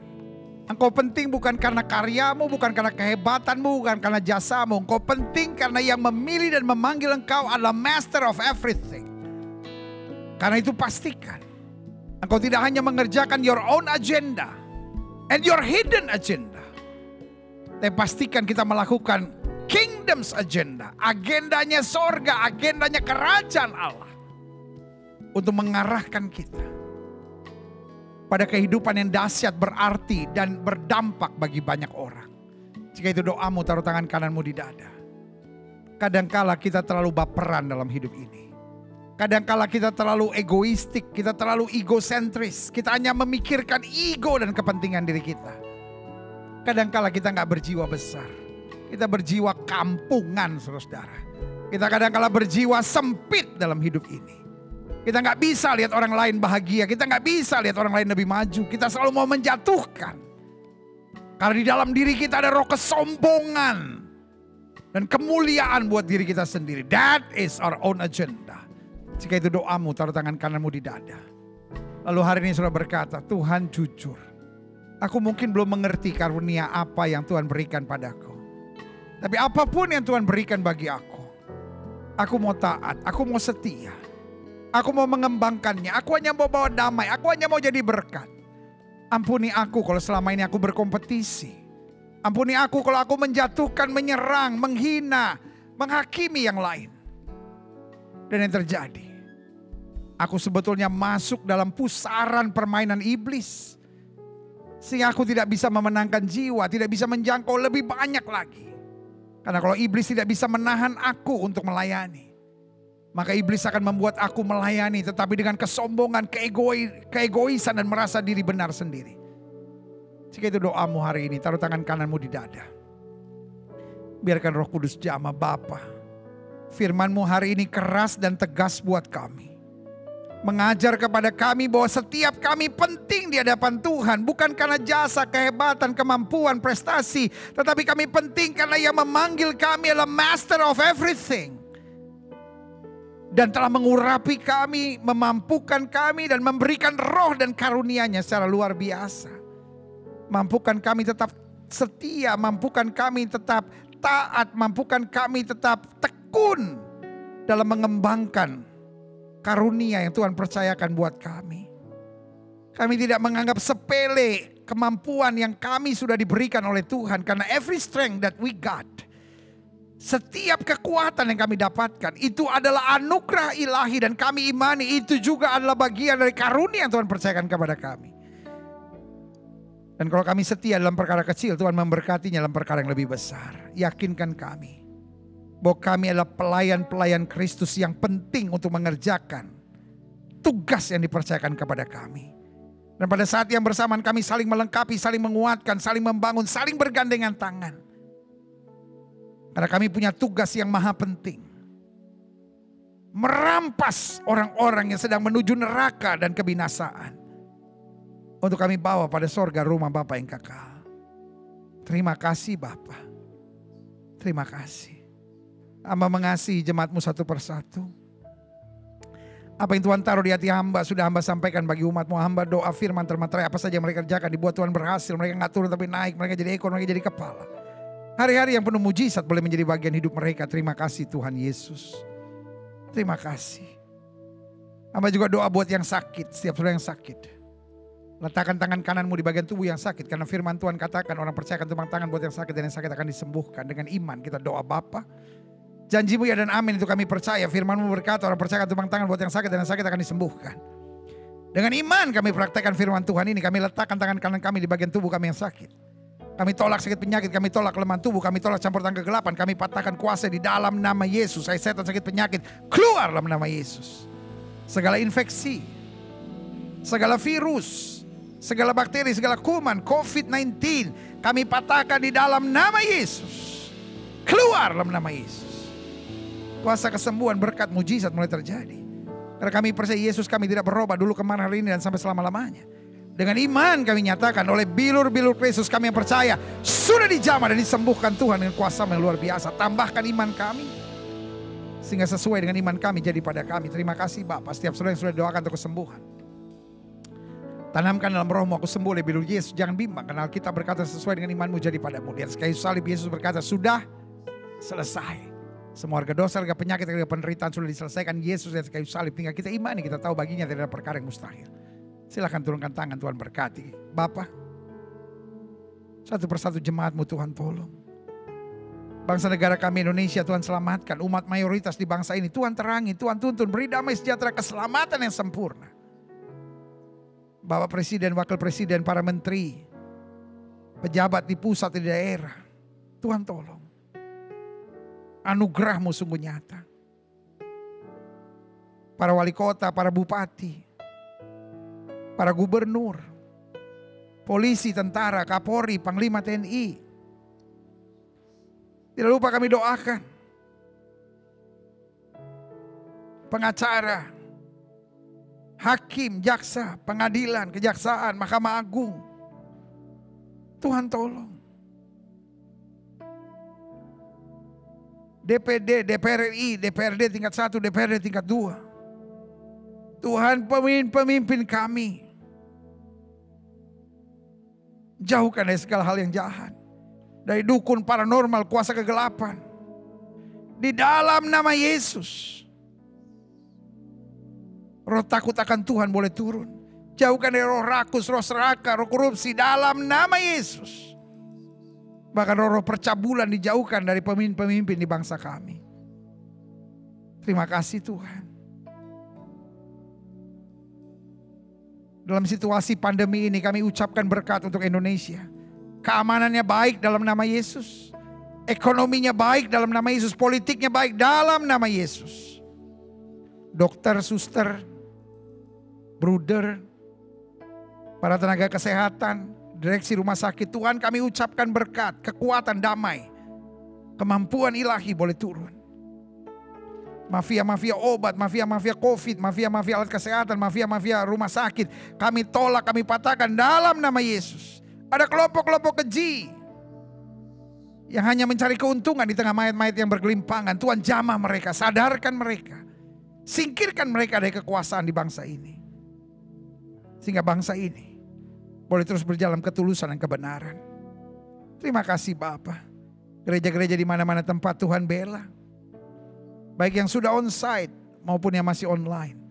Gerejamu di tempat ini, Gereja Bethel Indonesia Glow Fellowship Center, Tuhan pakai terus untuk menegakkan kerajaan Allah dalam kebenaran dan kasih.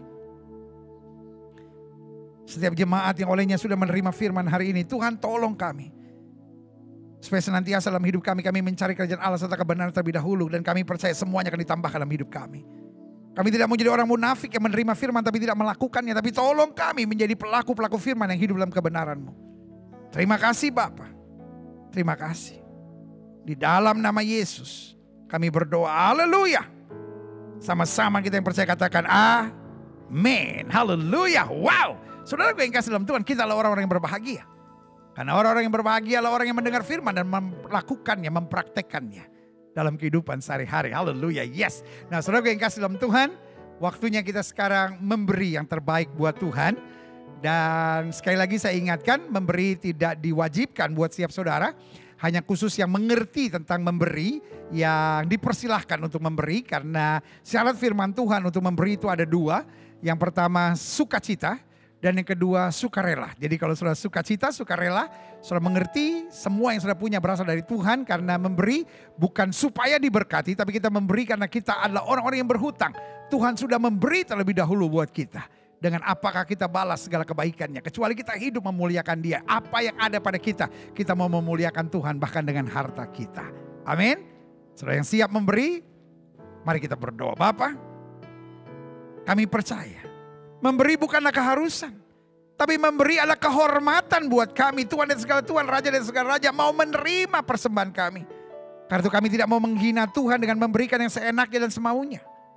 Tapi kami mau melayani Tuhan, mau memberi persembahan, yaitu menyembah Tuhan dengan apa yang ada pada kami. Tolong kami digerakkan oleh Roh Kudus untuk memberikan yang terbaik. Dan kami percaya, pada saat yang bersamaan ketika kami setia dalam memberi, dijauhkan dari kami segala belalang pelahap, belalang pengerip, belalang pelompat, belalang pindahan.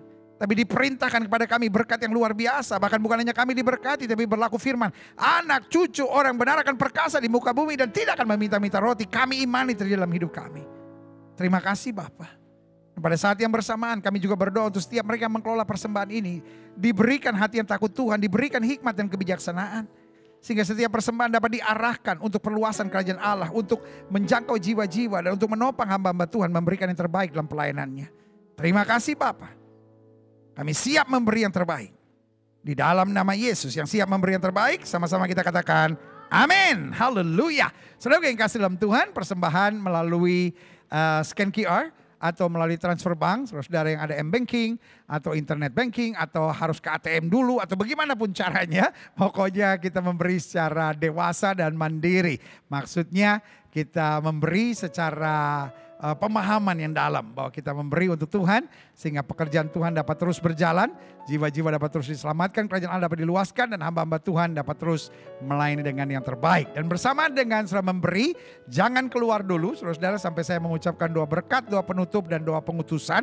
Jadi saya mau mengajak saudara untuk mengikuti church update apa yang terjadi seminggu yang akan datang dan juga ikuti church ministry, apa yang terjadi seminggu kemarin dalam pelayanan kami, Gereja Bethel Indonesia Glow Fellowship Center. Haleluya.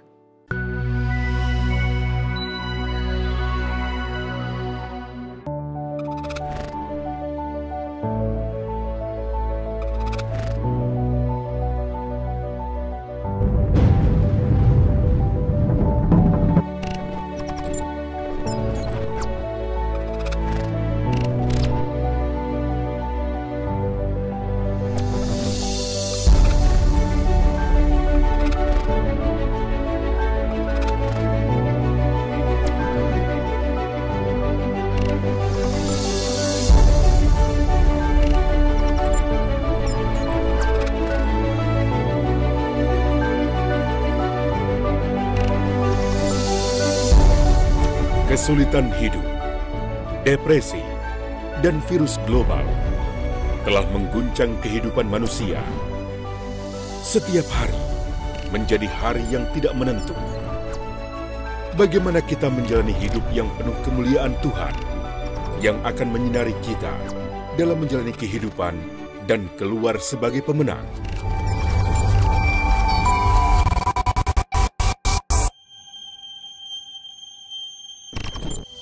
Dapatkan dalam buku renungan 1 tahun yang ditulis oleh Pendeta Gilbert Lumoindong. Buku yang akan membantu saudara menjadi tuntunan melewati tahun kemuliaan Tuhan.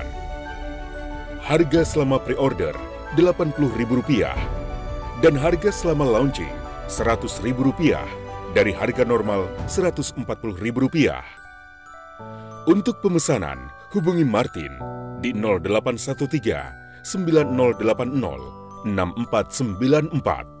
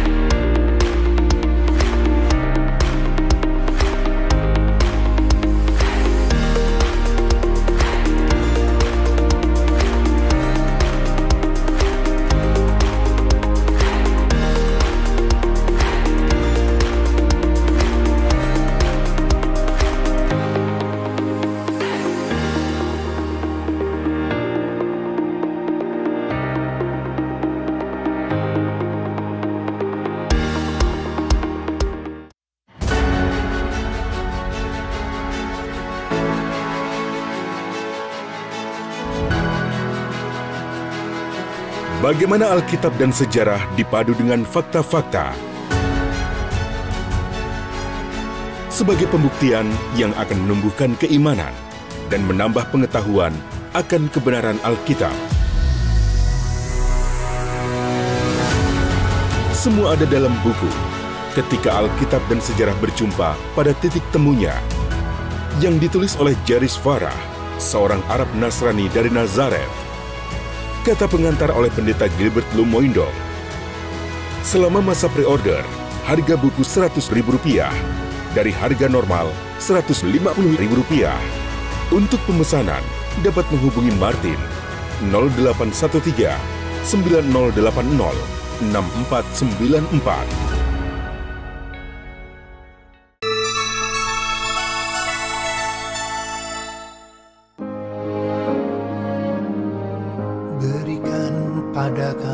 Oleh anugerah Tuhan, kembali kami menginformasikan kegiatan kepedulian dan kasih Kamu Hebat. Baru-baru ini tim Diakonia GBI Glow Fellowship Center dan Kamu Hebat mengunjungi serta berbagi kasih dan kepedulian dengan warga yang berada di kolong tol Kalijodo, Kecamatan Grogol, Petamburan, Jakarta Barat. Kurang lebih terdapat 200 warga yang berada di lokasi ini. Menurut pengakuan salah satu warga, bahwa mereka telah menempati tempat ini selama lebih dari 20 tahun. Ini tugas kami, beri keberanian bagi kami. Bapak Ibu, tim Kamu Hebat sedang berada di kolong tol Petakseng, yaitu dekat Kalijodo. Dan ini mereka sangat banyak. Mereka membutuhkan uluran tangan kita. Dan puji Tuhan, hari ini ya tim Kamu Hebat berbagi kasih kepada mereka. Karena kita bersaudara dan kita juga adalah manusia seperti mereka. Kita harus memperhatikan mereka yang berada di kolong tol, bahkan di pinggir-pinggir jalan. Doakan mereka Bapak Ibu, khususnya yang berada di kolong tol Petakseng, yaitu dekat Kalijodo. Terima kasih, Tuhan memberkati. Kamu hebat! Tetap semangat, masih ada Tuhan. Ya, ya, tetap semangat, masih ada Tuhan. Ya, tetap semangat Bu, masih ada Tuhan ya. Ya, tetap semangat Bu, masih ada Tuhan. Tetap semangat, masih ada Tuhan. Kami bersyukur tim Kamu Hebat sudah perhatian sama kami orang di kolong tol Angke 2.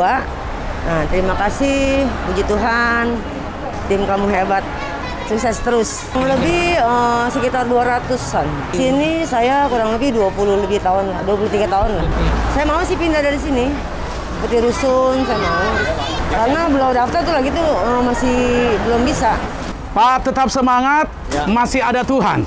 Tetap semangat, masih ada Tuhan. Kamu hebat. Kamu hebat. Amin. Tetap semangat. Tetap semangat.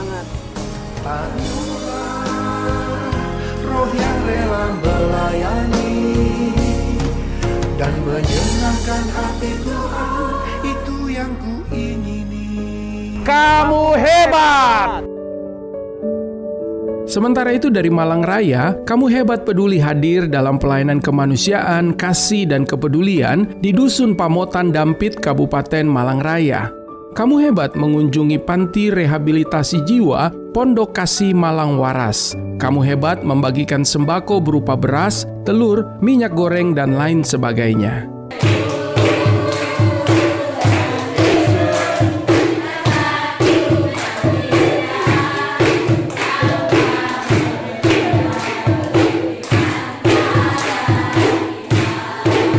Dulu awalnya saya tuh kualan sama mereka tuh kualan gini, saya hidup dengan sekian banyak orang gak ada suara, sunyi senyap.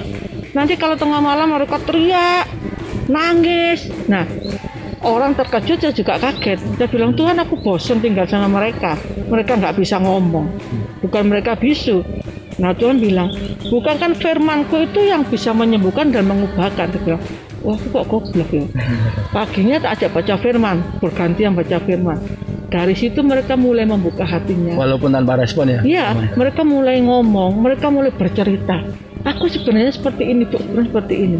Dari situ mereka mulai menemukan jati diri mereka walaupun nggak penuh, gitu loh. Hari demi hari, waktu demi waktu, mereka sembuh hanya dengan baca firman. Saya mengucapkan terima kasih kepada Pastor Gilbert Lomendong dan tim Kamu Hebat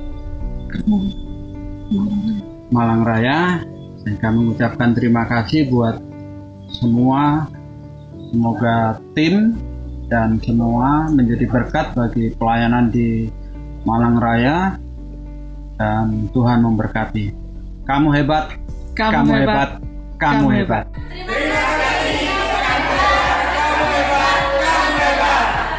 Kamu Hebat Malang Raya juga membagikan sembako di GMII Tesalonika, Jalan Samadi Kota Baru, GBI Jemaat Jember, dan GMII Kesambon.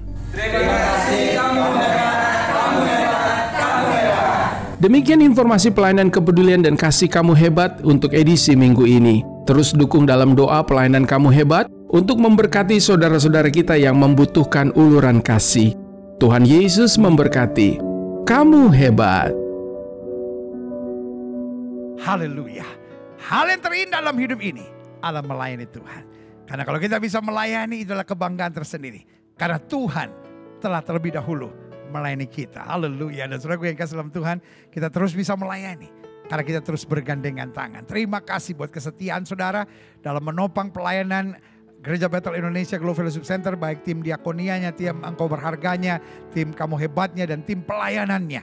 Sehingga kami terus dapat melakukan yang terbaik bagi Allah yang tertinggi. Haleluya. Kita bersyukur. Bapak, terima kasih buat hari ini. Terima kasih buat anugerah-Mu. Terima kasih buat kasih karunia-Mu. Terima kasih buat berkat yang luar biasa. Dan kami imani dalam hidup kami, bahwa firman yang sudah kami terima di rumah kami, ibadah yang sudah kami jalani di rumah kami masing-masing ini, akan turun kemuliaan Tuhan di rumah kami. Sehingga kami dapat berkata, keluargaku adalah sorgaku dan rumahku adalah istanaku. Dan kami imani satu orang bertobat, seluruh isi rumah tangga diselamatkan. Sehingga kami semua dapat berkata, aku dan sisi keluargaku melayani Tuhan. Terima kasih Tuhan. Bimbing dan tolong kami untuk senantiasa menjadi berkat, membawa damai, menyatakan kasih dimanapun Tuhan tempatkan. Sehingga hidup kami boleh menjadi berkat buat banyak orang. Terima kasih Bapa. Firman-Mu berhenti sampai di sini. Biarlah Roh Kudus terus mengingatkan kami. Sehingga kami punya hati yang takut akan Tuhan. Terima kasih Bapa, terima kasih. Dan akhirnya, saudara-saudara sekalian, kekasih-kekasih Kristus, permata hatinya Kristus, ingatlah bahwa Tuhan itu baik. Ingatlah selama kita tidak milik ke kiri maupun milik ke kanan, hidup kita akan diberkati, kita tidak akan turun tapi naik, kita tidak akan menjadi ekor, kita akan dipimpin menjadi kepala. Karena dimanapun kita berada, kabarkanlah Injil. Dimanapun kita berada, bawalah damai. Dimanapun kita berada, nyatakan kasih. Dimanapun kita berada, jangan bikin masalah. Tetapi selalu menjadi bagian dari solusi, bukan bagian dari masalah. Suami, kasihlah istrimu dan janganlah berlaku kasar kepadanya. Istri, tunduklah kepada suamimu dan hormatilah suamimu. Orang tua, jangan bangkitkan sakit hati dari anak-anakmu dan anak-anak. Hormatilah, taatilah orang tuamu di dalam Tuhan. Jemaat sekalian, terimalah berkat Tuhan, kasih dari Allah Bapa, anugerah dari Tuhan Yesus Kristus, pimpinan penyertaan kuasa Roh Kudus, menyertai hidup kita masing-masing. Mulai saat hari Minggu yang penuh berkat, penuh mujizat, lawatan Allah bersama dengan Gereja Bethel Indonesia, Glow Fellowship Center ini, sampai Maranatha, Yesus Kristus datang kembali untuk menjemput setiap orang yang hidup sesuai kehendaknya.